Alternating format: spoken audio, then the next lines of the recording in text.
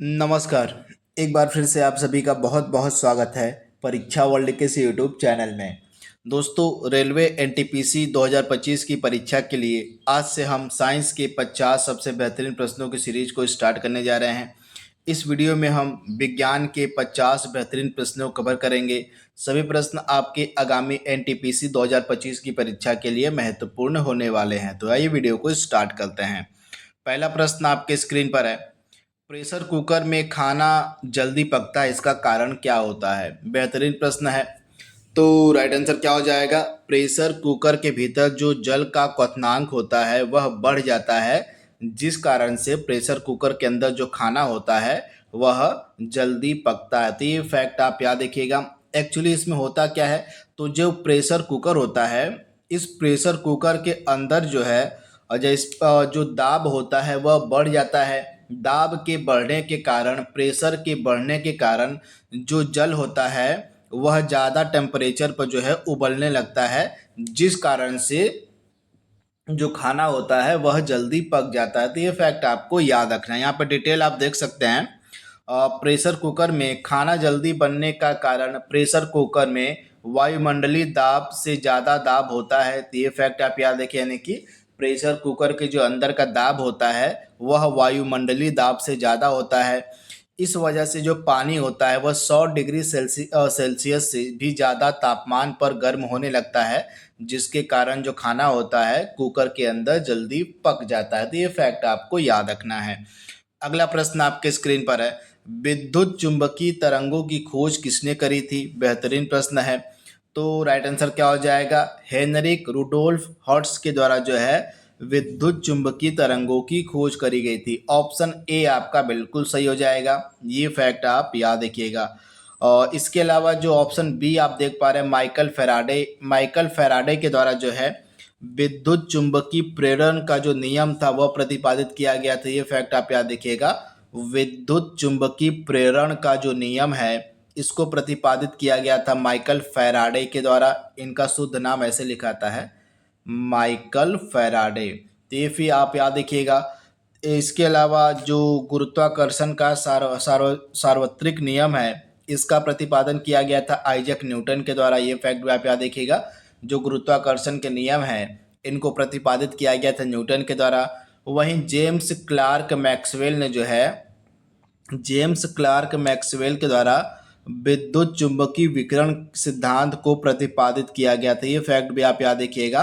विद्युत चुंबकीय विकिरण का जो सिद्धांत है इसको प्रतिपादित किया गया था जेम्स क्लार्क मैक्सवेल के द्वारा। तो सारे फैक्ट आपको याद रखने हैं। अगला प्रश्न आपके स्क्रीन पर है। हर्ट्ज क्या मापने की यूनिट है? तो हर्ट्ज की सहायता से जो है हम तरंगों की आवृत्ति को यानी कि फ्रिक्वेंसी को मापते हैं। ऑप्शन ए आपका सही हो जाएगा।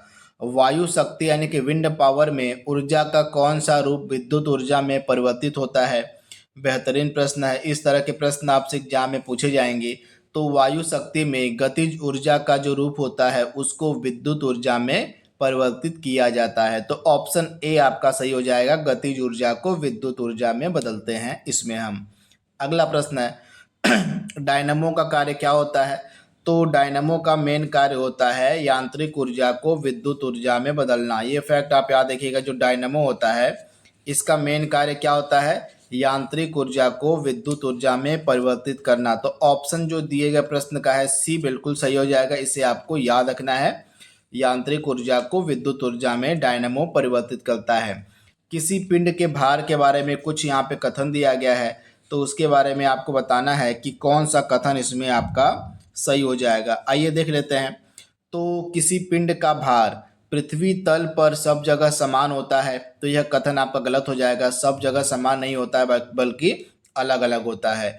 ध्रुवों पर सर्वाधिक होता है, तो दूसरा कथन आपका बिल्कुल सही हो जाएगा। और किसी पिंड का जो भार होता है वह ध्रुवों पर सर्वाधिक होता है। तो ये फैक्ट आप याद रखिएगा। तो ऑप्शन बी ही आपका यहाँ पे सही हो जाएगा। बाकी के तीनों कथन आपके यहाँ पे गलत हैं। अगला प्रश्न आपके स्क्रीन पर है। किसी तत्व के रासायनिक गुणधर्म किस पर निर्भर करते हैं? किसी तत्व के जो रासायनिक गुणधर्म हैं वह किस पर निर्भर करते हैं? तो तत्व की सबसे बाहरी कोश में इलेक्ट्रॉनों की संख्या पर जो है उस तत्व के रासायनिक गुणधर्म निर्भर करते हैं। तो ऑप्शन डी आपका यहाँ पे सही हो जाएगा। और जल गैस किसका संयोजन होती है? तो जो जल गैस होती है यह कार्बन मोनोऑक्साइड और हाइड्रोजन का संयोजन होती है। तो राइट आंसर क्या हो जाएगा? कार्बन मोनोऑक्साइड और हाइड्रोजन, यानी कि ऑप्शन सी आपका बिल्कुल सही हो जाएगा। अगला प्रश्न आपके स्क्रीन पर है, निम्न में से किसे हम शुष्क गैस यानी कि ड्राई आइस के नाम से जानते हैं? तो ठोस कार्बन डाइऑक्साइड को जो है ड्राई आइस भी हम कहते हैं। तो राइट आंसर क्या हो जाएगा? ठोस कार्बन डाइऑक्साइड को, ऑप्शन सी आपका सही हो जाएगा। और निम्न रक्त वर्ग को सार्वत्रिक दाता यानी कि यूनिवर्सल डोनर कहा जाता है। किस रक्त वर्ग को जो है यूनिवर्सल डोनर कहा जाता है, उसकी आपको पहचान करनी है। बेहतरीन प्रश्न है, एग्जाम ओरिएंटेड प्रश्न है। तो दिए गए प्रश्न का राइट आंसर क्या हो जाएगा? ओ ब्लड ग्रुप को, जो ओ ब्लड ग्रुप के व्यक्ति होते हैं इनको जो है सार्वत्रिक दाता कहा जाता है। तो ये फैक्ट आप याद रखिएगा। ऑप्शन आपका यहाँ पे जो बी वाला है बिल्कुल सही हो जाएगा। ओ ब्लड ग्रुप वाले व्यक्तियों को सार्वत्रिक जो है दाता यानी कि यूनिवर्सल डोनर कहा जाता है। तो ये फैक्ट आप याद रखिएगा। वहीं ए बी, जिसका रक्त समूह ब्लड ग्रुप ए बी होता है, उस वर्ग को हम सार्वत्रिक ग्राही यानी कि यूनिवर्सल रेसिपिएंट कहते हैं। तो आप याद रखिएगा, यानी कि ए बी ब्लड ग्रुप वाले जो व्यक्ति होते हैं यह किसी भी ब्लड ग्रुप से जो है खून को ले सकते हैं। इसी कारण से इनको जो है सार्वत्रिक ग्राही कहा जाता है। ये फैक्ट आप याद रखिएगा। वहीं जो ओ ब्लड ग्रुप के व्यक्ति होते हैं ये किसी को भी अपना ब्लड डोनेट कर सकते हैं, इस कारण से इनको सार्वत्रिक दाता कहते हैं। तो सारे फैक्ट आप याद रखिएगा। अगला प्रश्न है, श्वसन का नियंत्रण जो है मस्तिष्क के किस भाग से किया जाता है? तो श्वसन का नियंत्रण किया जाता है मेड्यूला ऑब्लिगेंटा के द्वारा। ऑप्शन आपका बी यहाँ पे सही है। इसमें से किस हार्मोन को लड़ो और उड़ो हार्मोन कहते हैं हम?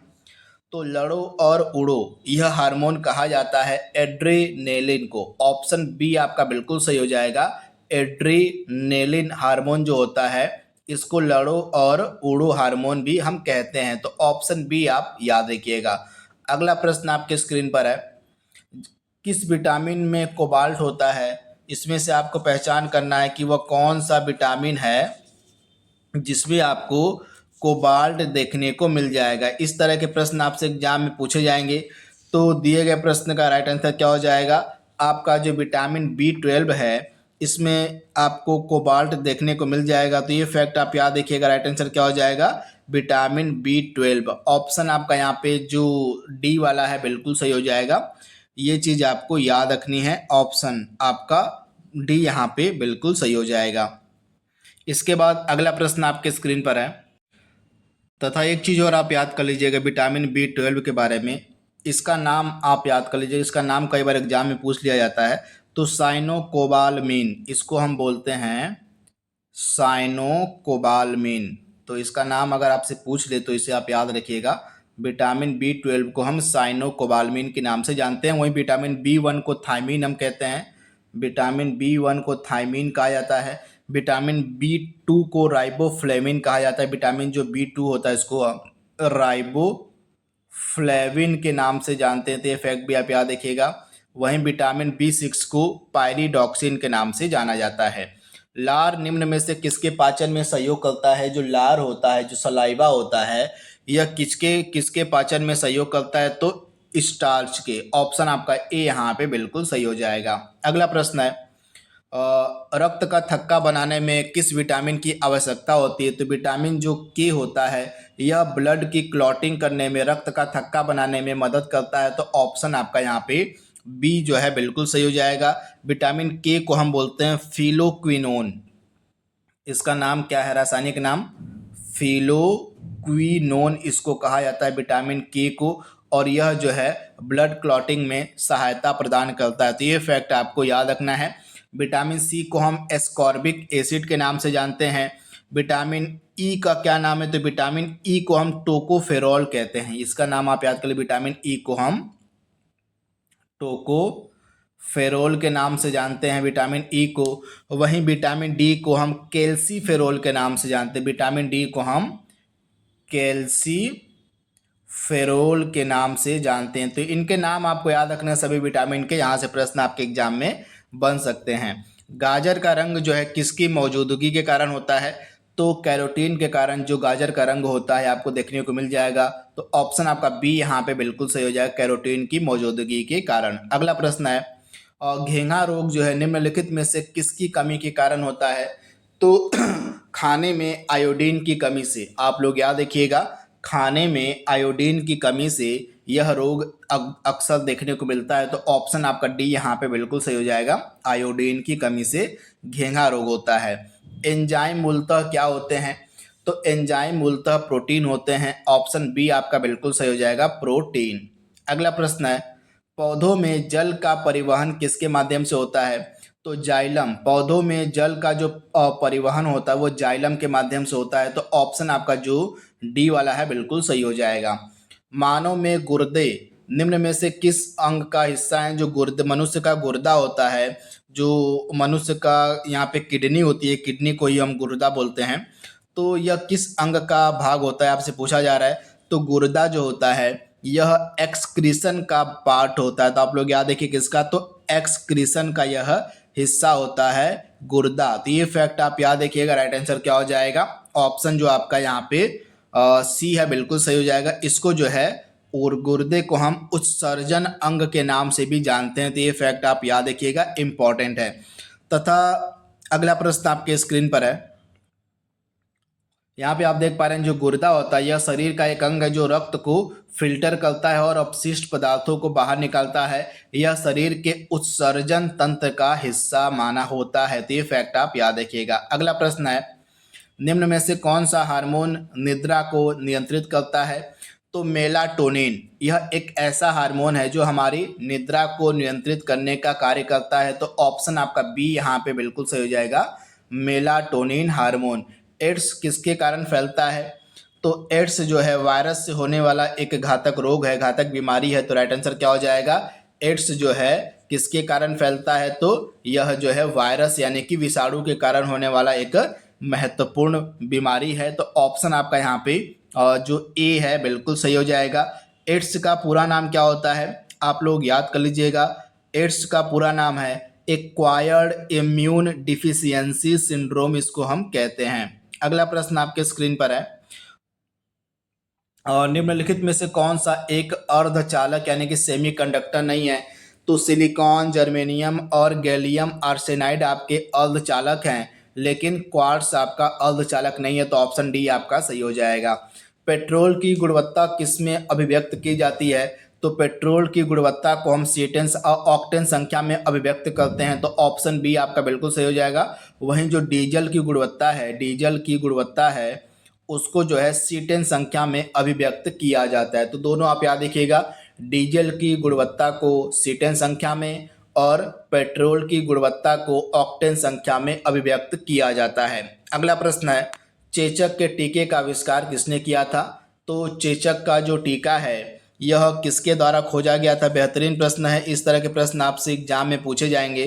तो राइट आंसर आपका क्या होने वाला है? जो चेचक का टीका है यह एडवर्ड जेनर के द्वारा खोजा गया था, इसका आविष्कार किया गया था। तो ये फैक्ट आप याद रखिएगा, एडवर्ड जेनर ने चेचक के टीके का आविष्कार किया था। वहीं अलेक्जेंडर फ्लेमिंग ने पेनिसिलिन का आविष्कार किया था। पेनिसिलिन का जो आविष्कार है यह अलेक्जेंडर फ्लेमिंग के द्वारा किया गया था। ये फैक्ट भी आप याद रखिएगा, इंपॉर्टेंट है। विटामिन का आविष्कार फंक ने किया था। तो ये फैक्ट भी आप याद रखिएगा, विटामिन का आविष्कार जो है फंक ने किया था। तो ये चीज़ आपको याद रखनी है। इसके बाद जो अगला प्रश्न है, इंद्रधनुष में कितने रंग होते हैं? तो इंद्रधनुष में टोटल आपके 7 रंग होते हैं। कौन कौन से देख लीजिए यहाँ पे। तो इंद्रधनुष में आपके 7 रंग होते हैं, लाल, नारंगी, पीला, हरा, नीला, इंडिगो, बैगनी। ये 7 कलर होते हैं आपके इंद्रधनुष में। अगला प्रश्न है, वातावरण में नाइट्रोजन का संयोजन कितना प्रतिशत होता है? आपसे पूछा गया है। तो हमारे वायुमंडल में जो नाइट्रोजन है यह सबसे अधिक मात्रा में पाई जाने वाली गैस होती है। कितना? लगभग 78% जो है नाइट्रोजन हमारे वायुमंडल में आपको देखने को मिल जाएगी। सेकेंड नंबर पे लगभग 21% जो है आपकी पाई जाती है ऑक्सीजन। तो ये फैक्ट आप याद रखिएगा। आवर्त सारणी के ऊर्ध्वाधर खंडों को हम क्या कहते हैं? आवर्त सारणी के जो ऊर्ध्वाधर यानी कि वर्टिकल खंड होते हैं उनको हम किस नाम से जानते हैं? आपको बताना है। तो आवर्त सारणी के जो ऊर्ध्वाधर खंड होते हैं उनको हम समूह यानी कि ग्रुप कहते हैं। तो ये फैक्ट आप याद रखिएगा, इनको जो है समूह या वर्ग भी आप कह सकते हैं। ऑप्शन आपका ए यहाँ पे बिल्कुल सही हो जाएगा। जो आपके वर्टिकल खंड होते हैं आवर्त सारणी के, इनको समूह या वर्ग हम कहते हैं। वहीं जो 36 लाइन होती हैं, 36 लाइनों को हम आवर्त कहते हैं। जो आवर्त होता है वह 36 लाइन होती हैं, उसी को हम आवर्त कहते हैं। वहीं जो आपके वर्टिकल खंड होते हैं उनको हम वर्ग या समूह के नाम से जानते हैं। तो ये फैक्ट आप याद रखिएगा, ऑप्शन ए आपका बिल्कुल सही हो जाएगा। अगला प्रश्न है, निम्नलिखित में से किसके जलने से कार्बन डाइऑक्साइड गैस निकलती है? तो हीरा के जलने से जो है कार्बन डाइऑक्साइड गैस निकलेगी। तो ऑप्शन आपका सी यहाँ पे बिल्कुल सही हो जाएगा। बादल के गर्जन से पहले हमको बिजली की चमक दिखाई पड़ती है, इसका कारण क्या होता है? तो इसका सिंपल सा कारण होता है कि जो प्रकाश है उसका वेग ध्वनि के वेग से ज़्यादा होता है। ये फैक्ट आप याद रखिएगा। लाइट यानी कि प्रकाश का जो वेग होता है वह ध्वनि के वेग से ज़्यादा होता है, जिस कारण से बिजली की जो चमक होती है उसको हम जल्दी महसूस कर लेते हैं। तो ये फैक्ट आप याद रखिएगा।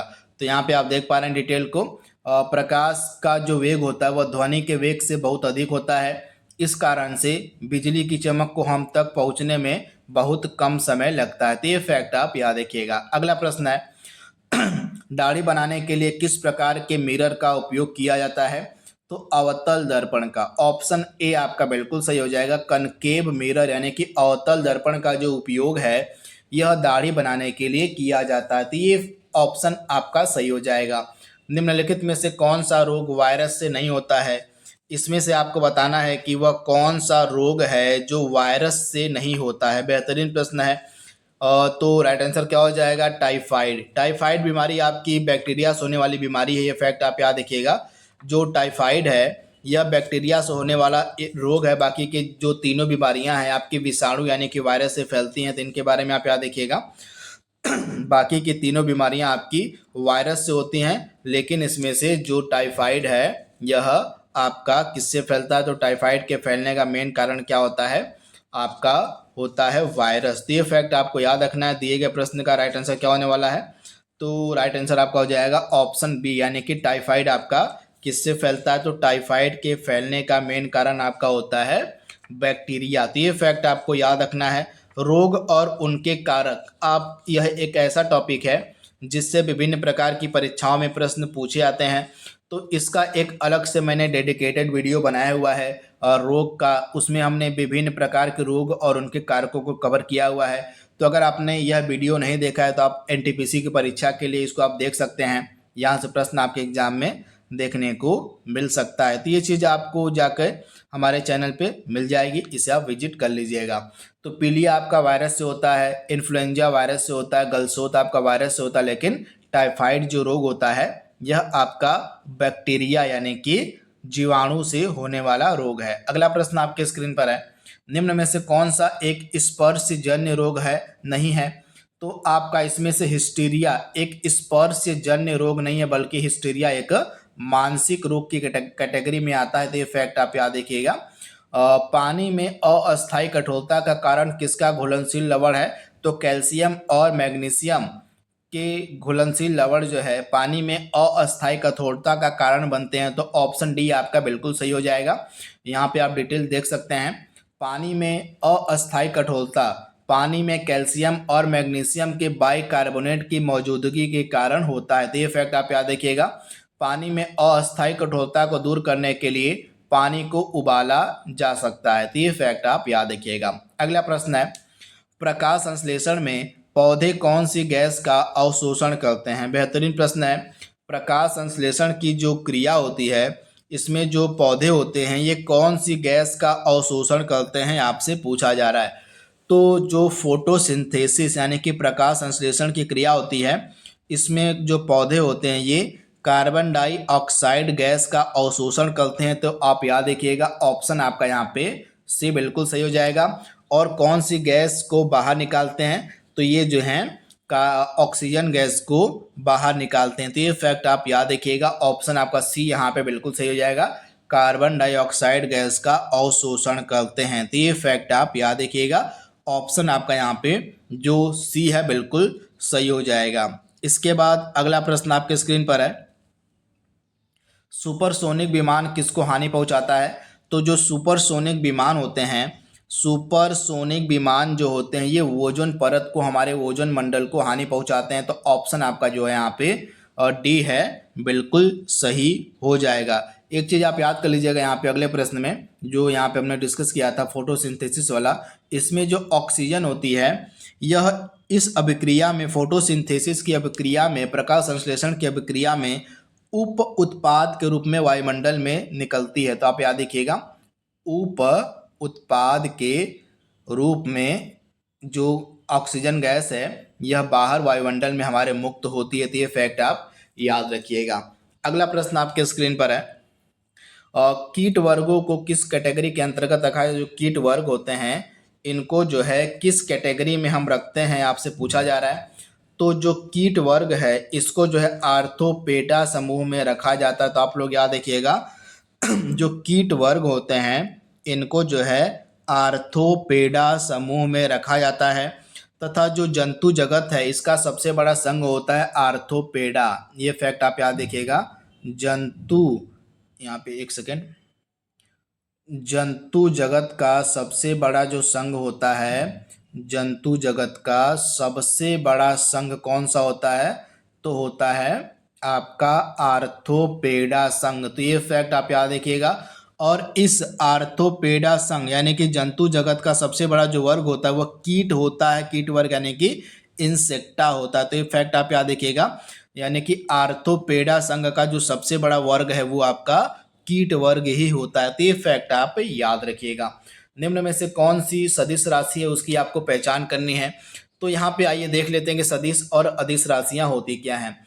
तो जिन भौतिक राशियों में मात्रा यानी कि परिमाण और दिशा दोनों होती है उनको हम सदिश राशि कहते हैं। तो ये फैक्ट आप याद रखिएगा, सदिश राशियों में परिमाण और दिशा दोनों आपको देखने को मिल जाएगी। एग्जाम्पल क्या है? तो वेग, बल, संवेग, विस्थापन, त्वरण, आवेग, विद्युत क्षेत्र, चुंबकीय क्षेत्र घनत्व, चुंबकीय क्षेत्र तीव्रता, कोणीय संवेग, ये सभी आपके किसके एग्जाम्पल हैं? तो सदिश राशियों के एग्जाम्पल हैं। तो इनको आप याद रखिएगा। अगला प्रश्न आपके स्क्रीन पर है, निम्न में से कौन सा कथन गलत है? तो आइए देख लेते हैं। रक्त अम्लीय होता है, पहला ही कथन आपका यहाँ पे गलत हो जाएगा। रक्त अम्लीय नहीं होता है बल्कि हल्का सा क्षारीय होता है। बाकी के तीनों कथन आपके सही हैं। पित्त रस का स्राव यकृत करता है, बिल्कुल सही हो जाएगा। अमाशा रस में HCl होता है, बिल्कुल सही हो जाएगा। और पित्त रस हल्का सा क्षारीय होता है, बिल्कुल सही हो जाएगा। पित्त रस आपका क्षारीय होता है तथा रक्त भी आपका हल्का सा क्षारीय होता है। इसके डिटेल आप देख सकते हैं। मानव रक्त का जो pH मान होता है वह 7.35 से लेकर 7.45 के बीच होता है, जो हल्का सा क्षारीय होता है। तो ये फैक्ट आप याद रखिएगा। अगला प्रश्न है, रेडियोधर्मिता की खोज किसके द्वारा करी गई थी? तो रेडियोधर्मिता की जो खोज है यह करी गई थी हेनरी बैकुरल के द्वारा। ऑप्शन ए आपका सही हो जाएगा। हेनरी बैकुरल ने जो है रेडियोधर्मिता की खोज करी थी। अगला प्रश्न है, युग्मकों की शुद्धता का नियम यह किसके द्वारा प्रतिपादित किया गया था? तो यह प्रतिपादित किया गया था ग्रेगर जॉन मेंडल के द्वारा। तो ऑप्शन आपका सी यहाँ पे बिल्कुल सही हो जाएगा। परमाणु बम की खोज किसने करी थी? रॉबर्ट ओपनहाइमर ने। ऑप्शन ए आपका सही हो जाएगा। रॉबर्ट ओपनहाइमर ने परमाणु बम की खोज करी थी। वहीं एडवर्ड टेलर ने जो है हाइड्रोजन बम की खोज करी थी। तो ये फैक्ट भी आप याद रखिएगा। अगला प्रश्न है, निम्न में से किसका उपयोग ऊंचाई नापने के लिए किया जाता है? तो अल्टीमीटर। अल्टीमीटर का जो उपयोग है यह ऊंचाई को मापने के लिए किया जाता है। कौन सा विटामिन गर्म होने पर नष्ट हो जाता है? तो विटामिन सी आपका गर्म होने पर नष्ट हो जाता है। विटामिन सी जो है इसको हम एस्कॉर्बिक एसिड के नाम से जानते हैं। इसका नाम क्या है? तो इसको हम एस्कॉर्बिक एसिड के नाम से जानते हैं। और विटामिन सी की कमी से कौन सा रोग होता है? तो स्कर्वी रोग होता है विटामिन सी की कमी से। और खट्टे फल इसके अच्छे स्रोत माने जाते हैं। जो खट्टे फल होते हैं ये विटामिन सी के बढ़िया स्रोत माने जाते हैं। डाल्टन ने परमाणु सिद्धांत कब प्रस्तुत किया था? डाल्टन के द्वारा जो परमाणु सिद्धांत है यह कब प्रस्तुत किया गया था? तो 1808 में। ये वर्ष आप याद रखिएगा, वर्ष 1808 में डाल्टन ने परमाणु सिद्धांत प्रस्तुत किया था। तो ऑप्शन आपका सी यहाँ पे बिल्कुल सही हो जाएगा। मुख्यतः निम्न गैस ग्लोबल वार्मिंग के लिए जिम्मेदार है। तो सबसे अधिक जिम्मेदार गैस ग्लोबल वार्मिंग के लिए आपकी होती है कार्बन डाइऑक्साइड। ऑप्शन ए आपका बिल्कुल सही हो जाएगा, कार्बन डाइऑक्साइड। अगला प्रश्न है, कांच से गुजरने पर प्रकाश के किस रंग की गति धीमी हो जाती है? तो बैगनी रंग की जो गति है यह कांच से गुजरने पर धीमी हो जाती है। तो ऑप्शन बी आपका यहाँ पे सही हो जाएगा। डिटेल आप देख सकते हैं यहाँ पे, बैगनी रंग की जो तरंग दैर्ध्य होती है, जो वेव लेंथ होती है, सबसे कम होती है। इस कारण से यह कांच से सबसे कम गति से गुजरता है। तो ये फैक्ट आप याद रखिएगा। लाल रंग की तरंग दैर्ध्य सबसे ज्यादा होती है, इसलिए यह कांच से सबसे ज्यादा गति से गुजरता है। तो ये फैक्ट आप याद रखिएगा। अगला प्रश्न है, स्टेनलेस स्टील में कौन से तत्व मौजूद होते हैं? तो लोहा, क्रोमियम और निकेल, ये तत्व जो है स्टेनलेस स्टील में मौजूद होते हैं। तो ऑप्शन आपका बी वाला यहाँ पे बिल्कुल सही हो जाएगा। अगला प्रश्न आपके सामने है, पानी के अंदर हवा का एक बुलबुला किस तरह का व्यवहार करता है? तो पानी के अंदर जो हवा का बुलबुला होता है यह अवतल लेंस की भांति व्यवहार करता है। किस लेंस की भांति? तो अवतल लेंस की भांति व्यवहार करता है। तो ऑप्शन ए आपका यहाँ पे सही हो जाएगा। कार में, ट्रकों में और बस में ड्राइवर के सीट के बगल में कौन सा दर्पण दर्पण लगा होता है? तो आपने देखा होगा, जो कार होती है, जो ट्रक होती है या जो बस होती है, उसके जो ड्राइवर होते हैं उनके सीट के बगल में एक मिरर लगा होता है, जिससे जो ड्राइवर होते हैं पीछे के सिग्नल और पीछे के ट्रैफिक को देख पाते, पीछे के यातायात को देख पाते हैं।